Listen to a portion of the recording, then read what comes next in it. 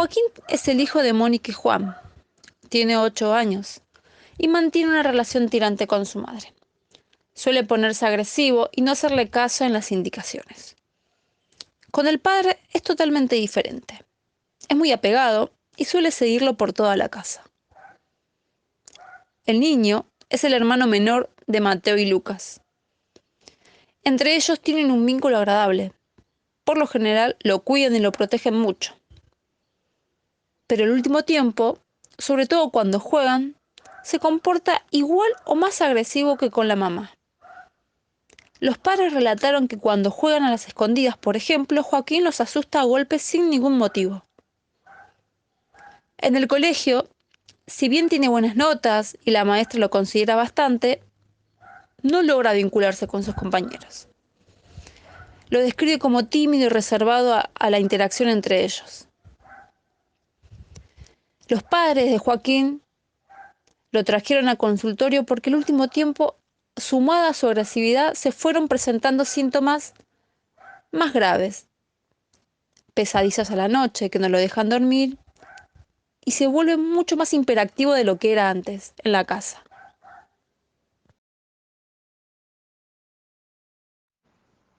Desde mi teoría psicoanalítica propongo estadios del desarrollo sexual, en los cuales la facilidad o dificultad experimentada por el niño al pasar por estas fases tiene una influencia determinante en futuras actitudes y formas básicas del comportamiento de su adultez. Este niño está atravesando el periodo de latencia, un momento que se encuentra entre el sepultamiento del complejo de Edipo y el inicio de la pubertad. Se caracteriza por la formación de unos diques psíquicos, el asco, la vergüenza y la moral, y también hay un olvido de la vida sexual previa. El niño entonces fijará la meta de la pulsión en actividades aceptadas culturalmente. A eso lo llamo proceso de sublimación. Debido a esto, puedo entender cómo el niño tiene buenas calificaciones en la escuela, y es debido a que eso es algo bien visto. El sepultamiento del complejo de Edipo se da cuando el niño se ve amenazado por la madre, quien amenaza con castrarlo, y esto hace que él reprima sus deseos incestuosos por medio de ese castigo. En el caso del niño, la madre es el objeto del deseo y el padre es el rival. Esto es lo que debería darse en la normalidad, pero por lo que observo de este caso, el niño tiene una relación agresiva con la madre y una amorosa con el padre.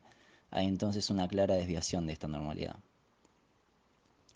Yo sostengo que es por un trauma de la madre que se gestó en un momento de su infancia en su complejo de Edipo, lo que no le permitió ejercer su rol como madre y provocó una relación de hostilidad entre ella y su hijo, cuando en realidad tuvo que haber sido una relación de amor.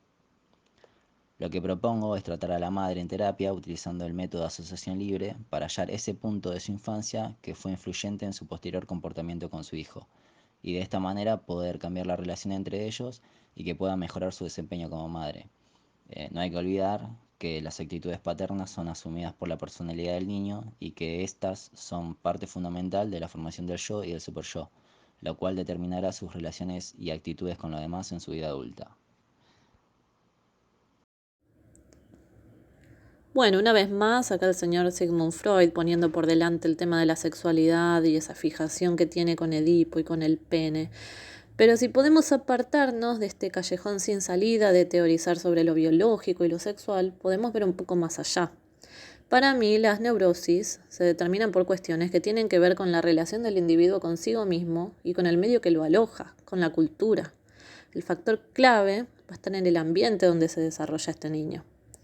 En este caso, en la aparición de los síntomas, habría que ver de qué manera los padres están abordando la ansiedad básica que surge en el hijo que tienen durante su desarrollo. Hay que analizar si le proporcionan un entorno afectuoso y seguro, y si no, le están generando sentimientos de aislamiento, desamparo, hostilidad. Esto es lo que le bloquea el desarrollo esperable. Estas cosas impiden que la persona se convierta en su self real, que es lo que equivale a la identidad.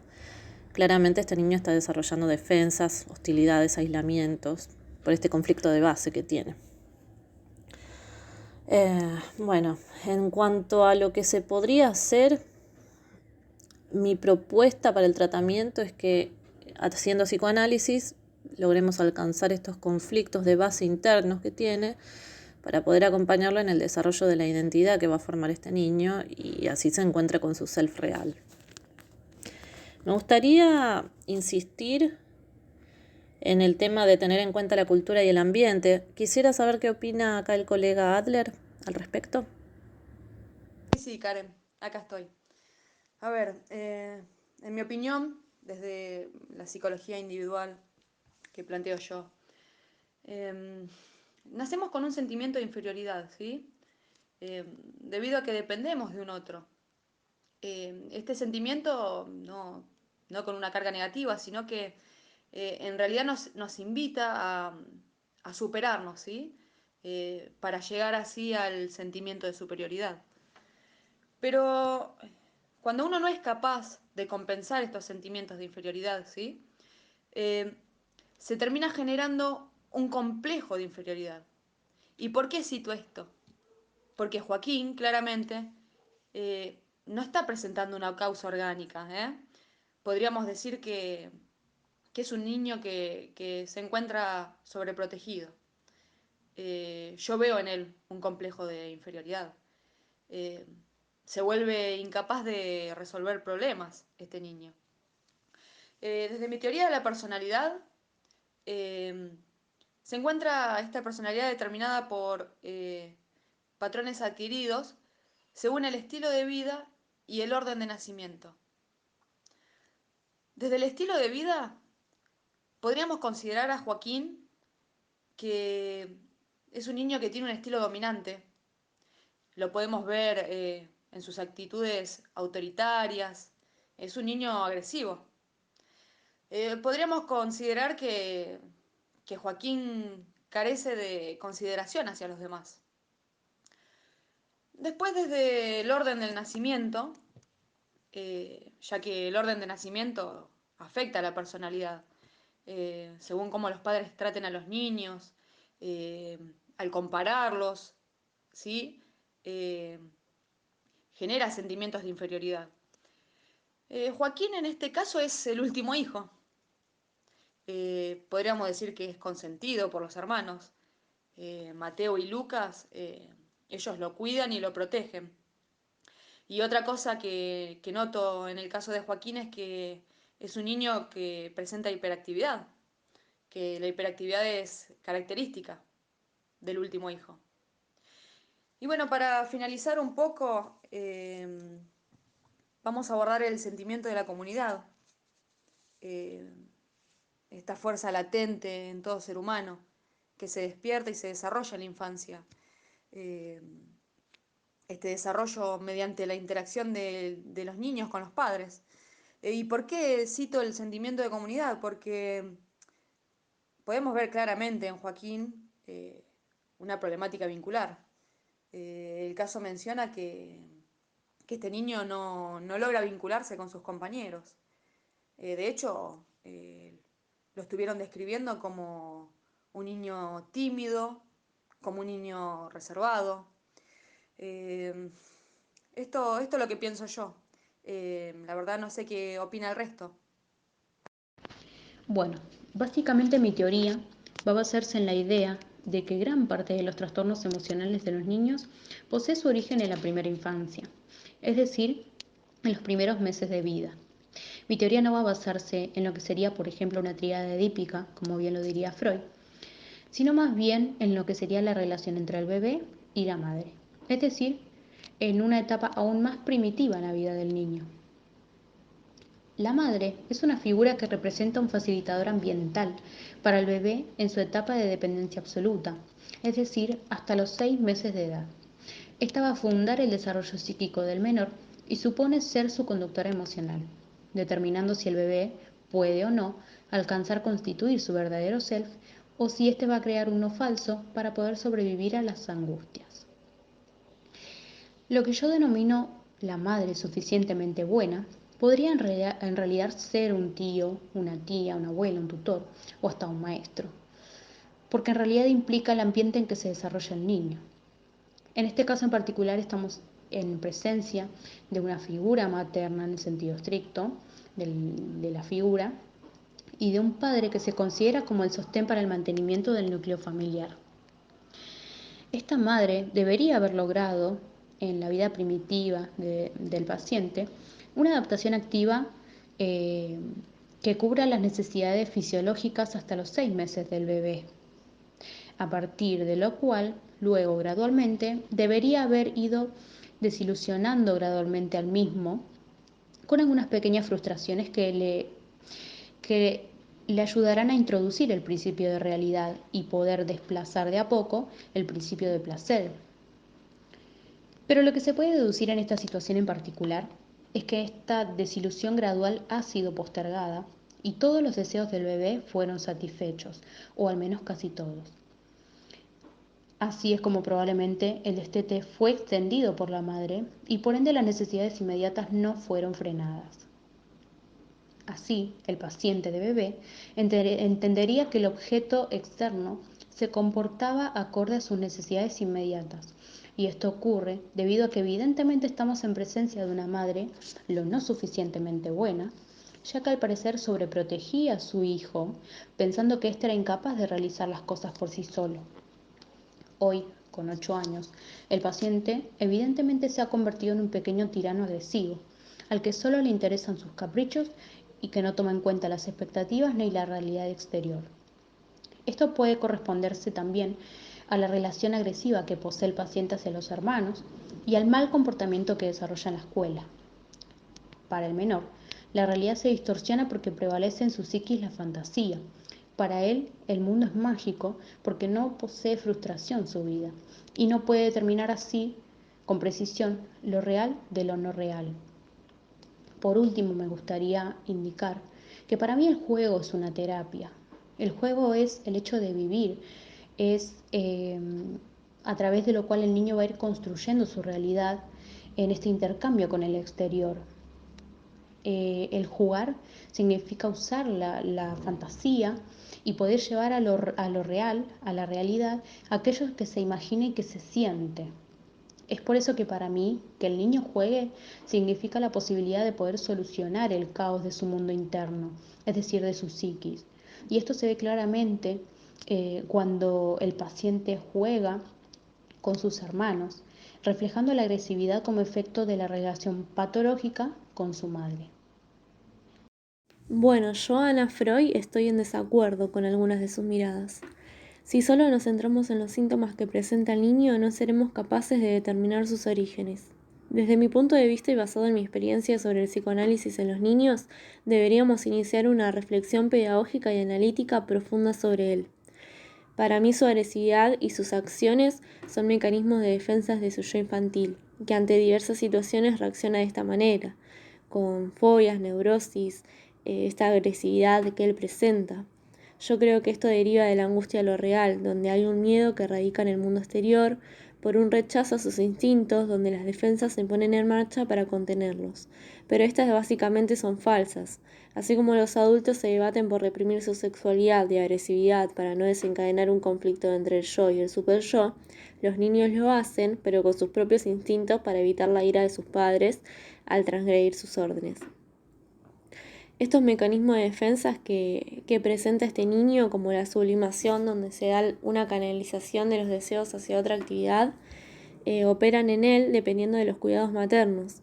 Hay que ver cómo es en realidad la relación con sus padres. Si el niño creció en un ambiente de poca atención y escucha por parte de sus progenitores, al tener más hermanos, que puede ser algo evidente, y la claridad frente a su propia vida será difusa y actuará con estos comportamientos que él manifiesta, ya que estos recursos defensivos son el medio por el cual él obtiene o pierde su equilibrio anímico. Por eso, a diferencia de mi padre, y rompiendo con su psicoanálisis clásico, yo le doy gran importancia al yo. Lo planteo como el encargado del funcionamiento de estos mecanismos de defensa. La estructuración psíquica depende también del contacto con la realidad. Se necesita del apego, del afecto, de la atención del otro, como sus padres y sus hermanos, que son también quien los cuidan, para alimentar al ser y conectarse con la realidad y el mundo. Otra diferencia con mi padre es que mis intereses son más prácticos que teóricos. Es por eso que al dedicarme al análisis de los niños, lo hago observable en su desarrollo y en su comunicación con los otros. Por eso propongo el juego como una forma de análisis. A través del juego me permite observar, como en este caso, si el niño manifiesta los sentimientos reprimidos. Allí podríamos ver qué es lo que realmente sucede, cuál es el afecto que tiene con su figura materna y la sublimación que hace con sus deseos, ya que presenta la agresividad como defensa. El papel de la madre es fundamental en la vida del niño y en este caso vemos como él tiene más conflictos con ella. A través de esto se puede eliminar los procesos defensivos para reintroducir en la conciencia los contenidos y los afectos reprimidos para buscar un acuerdo entre el yo y el super yo. Al ser un niño hay menos dificultad de llegar a eso, pero repito, si hoy nos centramos en sus síntomas, no podremos determinar el origen de lo que sucede, porque el niño crece y se desarrolla relacionándose con sus progenitores. Habría que buscar la causa por ahí. Desde mi punto de vista, la explicación de estos casos tiene que ver con las relaciones objetales. ¿Qué quiero decir con esto? Básicamente que el sujeto se relaciona con el medio a partir de las sensaciones e impulsos que siente y proyecta sobre los objetos de su impulso. Las relaciones con dichos objetos generan huellas permanentes que marcarán la futura relación con otros, internalizándose las experiencias vividas y originándose en base a ellas las estructuras psicológicas del sujeto. Es decir, que los aprendizajes pasados tienen mucha importancia para las relaciones futuras, a diferencia de algunos teóricos biologicistas que defienden lo esencial de los genes. Y esto es posible ¿por qué? Porque el ser humano se encuentra desde el nacimiento en un constante estado de conflicto entre pulsión de vida o amor o pulsión de muerte u odio. Y acá me voy a permitir contraponer una idea del maestro Freud, si me lo permite, maestro, ya que usted considera que en el nacimiento el ser humano es puro ello. Bueno, para mí no es así, sino que desde el parto el infante tiene un yo primitivo, que le permite vincularse con los objetos y proyectar sobre ellos sus propios impulsos y conflictos inconscientes. Así, en un inicio, las relaciones objetales se basarán en la proyección de impulsos y la introyección de estímulos externos, para ir desarrollándose en un yo más o menos diferenciando en las distintas etapas o posiciones. Y yo utilizo la palabra posición porque a lo largo del desarrollo del ser humano pasa por una serie de etapas en las cuales se va desarrollando el yo y las relaciones en el entorno. Concretamente, las dos posiciones vitales en la infancia que vinculan con las relaciones objetales son la posición esquizoparanoide y la posición depresiva. Y es en la primera en la que nos vamos a centrar más adelante, y ya les voy a decir por qué. Pero ojo, cuando hablo de etapas vitales de la infancia, con esto no niego la posibilidad de que el sujeto adulto sufra algún tipo de regresión o fijación en alguna de ellas, que a mi parecer esto tiene vinculación con el niño en cuestión. Y ahora sí, directamente metiéndonos en la posición esquizoparanoide, es la primera etapa de relación objetal. Se da inicio en el nacimiento y tiene como duración hasta los 6 meses de edad.